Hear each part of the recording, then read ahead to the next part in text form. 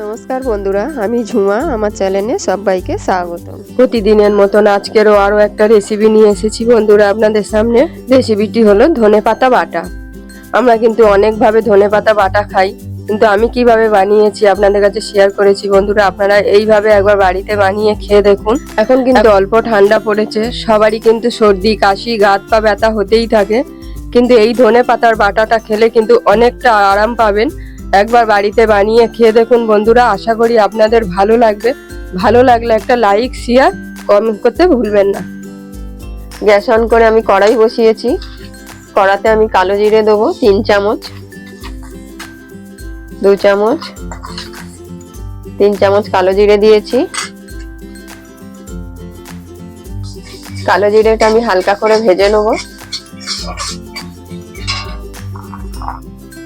কালো জিরের মধ্যে আমি এখানে 4-5টা লঙ্কা দিয়ে দিয়েছি। লঙ্কাটাও একই সাথে ভেজে নেব। আমি এখানে কিছু রসুন দেব। একটা বড় রসুনকে আমি পুরোটা ছাড়িয়ে নিয়েছি। রসুনও আমি একসাথে ভেজে নেব। রসুন কালো জিরের মধ্যে আমি পরিমাণ মতো নুন দেবো। নুন লঙ্কাটা আপনারা স্বাদ অনুযায়ী দেবেন। আমি গ্যাসটা মিডিয়ামে করে দিয়ে আমি বেশ কিছুক্ষণ ধরে নেড়ে নেবো। আমি কিন্তু এখানে তেল দিইনি বন্ধুরা, শুকনো কড়াতেই আমি নেড়ে নেবো। আমার রসুন আর কালো জিরে আমার ভাজা হয়ে গেছে। মিডিয়াম আছে কিন্তু আমি 3 মিনিট ধরে ভেজে নিয়েছি। কালার কিন্তু একই আছে, না পুড়েছে না বেশি ভাজা হয়েছে বন্ধুরা। এইভাবে ভেজে নিতে হবে। আমি এখন একটা প্লেটে ঢেলে নেবো। আমি একটা মিক্সার বাটি নিয়েছি। যে রসুন কালো জিরে কাঁচা লঙ্কা আমি কড়াতে নেড়েছি, আমি বাটিতে দিয়ে দেবো। আমি অল্প ঠান্ডা করে নিয়েছি। মিক্সিতে আমি বাটিতে দিয়ে দিয়েছি। আগে আমি শুকনো ঘুরিয়ে নেব ভালো করে। আমি শুকনো কিছুক্ষণ ঘুরিয়ে নিয়েছি। আমি এখানে 1 আঁটি ধনেপাতা নিয়েছি। ধনেপাতাটা আমি এখন উপরে দিয়ে দেবো।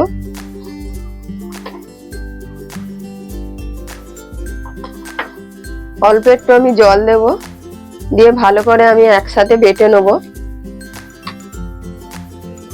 আমি লাগিয়ে দিয়েছি, এবার বেটে নেব। আমি ধনেপাতাটা ভালো করে বেটে নিয়েছি, একদম মিহি করে। এইভাবে মিহি করে কিন্তু বাটতে হবে। অল্প জল দিয়েছি, চেষ্টা করবেন কম জল দিয়ে বাটতে, এরকম মিহি করে।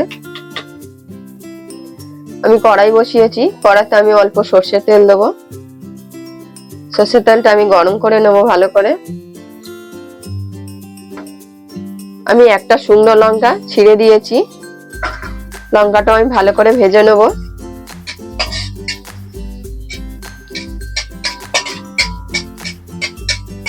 লঙ্কাটা দিয়ে যখন সুন্দর একটা গন্ধ বেরাবে, তখন আমি ধনেপাতাটা বাটা দিয়ে দেবো। লঙ্কাটা কিন্তু কালার এসে গেছে।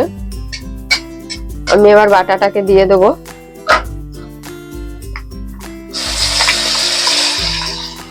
বাটাটা দেওয়ার পর আমি কিছুক্ষণ নাড়িয়ে নেব। ধনেপাতাটা আমি কিছুক্ষণ নাড়িয়ে নিয়েছি। আমি অল্প একটু চিনি দেবো। অল্পই দিয়েছি স্বাদ হওয়ার জন্য। আপনারা চিনিটা যদি না পছন্দ করেন দেবেন না।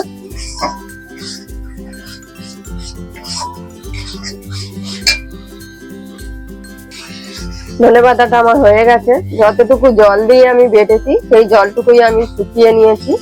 গ্যাসটা আমি এখন বন্ধ করে দেবো। আমি একটা প্লেটে তুলে নেব।